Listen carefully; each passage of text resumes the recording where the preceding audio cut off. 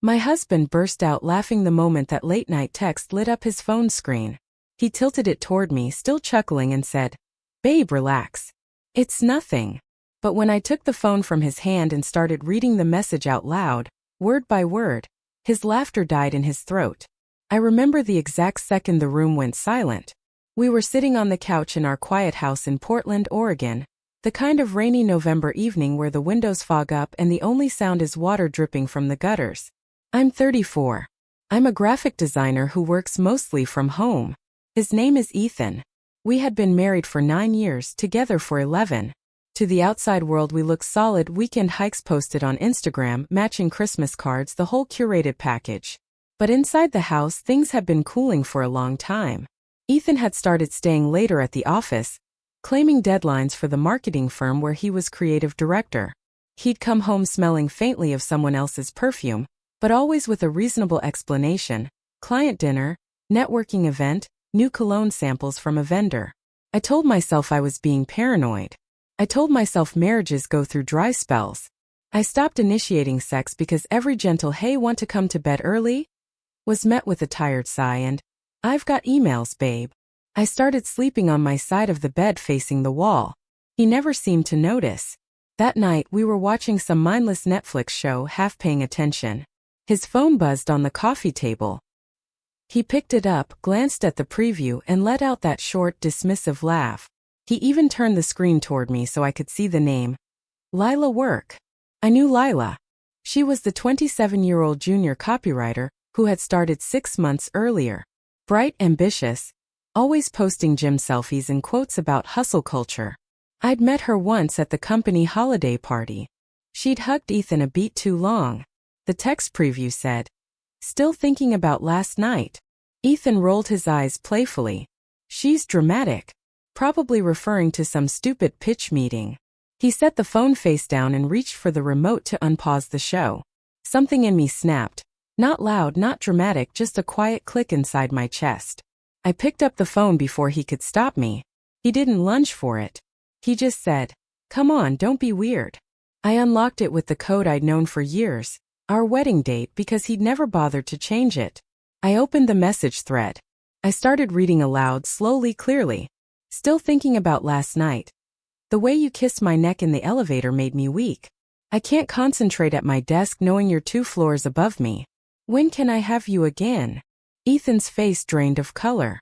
He sat up straighter. "It's not." I kept going. His reply from this morning: "Soon, baby. Had to play the good husband last night, but I'm counting the hours." I scrolled up a little farther, still reading in the same calm voice. "From 2 nights ago. Tell her you're working late again. I need you inside me. I'm already wet just typing this." Ethan's response: a string of fire emojis and "on my way." I looked up at him. The TV was still paused on some actor's frozen face. Rain tapped against the window like it was trying to get in. He opened his mouth, closed it, then tried again. It's not as bad as it looks." I almost laughed at that. Almost. "Not as bad." I repeated. My voice sounded strangely steady.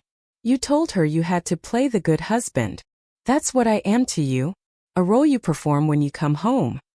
He rubbed his face with both hands. "Look, I didn't mean for it to go this far. Started as flirting. Attention. You and I, things have been off for a while." "Off?" I echoed. "You mean I stopped being fun because I was tired from carrying the entire emotional load of this house? Because I stopped dressing up for grocery runs? Because I gained 15 pounds after my mom died, and you never once asked how I was doing?" He looked away. I kept scrolling, reading more lines aloud, each one a small knife. "Your wife suspects nothing. She's so oblivious." That one stung deepest. Oblivious. I'd spent months wondering why he flinched when I touched his arm, why he guarded his phone like it was nuclear launch codes, why our sex life had flatlined. I'd asked him point-blank twice if something was wrong. Both times he'd hugged me and said, "We're fine, babe. Just stress." I set the phone down on the table between us like it was evidence in court. "Say it," I told him quietly. "Say what you told her." He stared at the floor. "Ethan, look at me and say it." He finally met my eyes. His were red-rimmed already but dry. I don't love you the way I used to, he said. The words came out flat, rehearsed. I care about you. I don't want to hurt you. But the passion, it's gone. With Lila it's new, it's exciting. I feel alive again. I waited for the tears, the screaming, the begging. Any of the reactions I'd seen in movies. None came. I just felt hollow. Alive, I repeated. So the last 9 years with me were what? Death. He flinched. That's not fair. None of this is fair. I stood up. My legs worked fine, surprisingly. You humiliated me. Not just by sleeping with someone half your age at the office, but by letting me ask you if everything was okay while you were inside her hours later. By laughing tonight, like I'm some jealous nag who couldn't possibly be right. He reached for my hand. I stepped back. Don't. I'll end it, he said quickly. I'll stop seeing her. We can go to counseling. I don't want to lose you. I studied his face, the face I'd kissed good morning thousands of times, and realized I didn't recognize the expression on it. Panic, yes. Regret, maybe. But not love.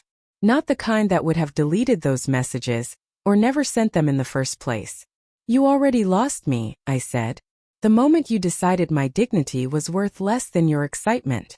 I walked to our bedroom, pulled a suitcase from the top shelf of the closet, the one we'd bought for our honeymoon, and started packing.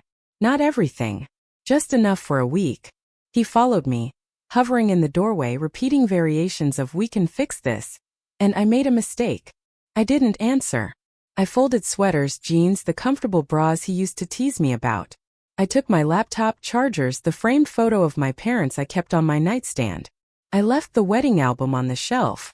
When the suitcase was zipped, I turned to him. I'm going to a hotel tonight. Tomorrow I'll call a lawyer. I want you to be gone from this house by the end of the month. You can stay with your parents or with Lila. I honestly don't care. His mouth opened and closed again. You're serious? I've never been more serious about anything in my life. He started crying then. Real tears. Part of me wanted to comfort him out of habit. The rest of me, the new part that was rising like bread dough, refused. I wheeled the suitcase to the front door. He trailed behind. At least let me drive you, he said. No.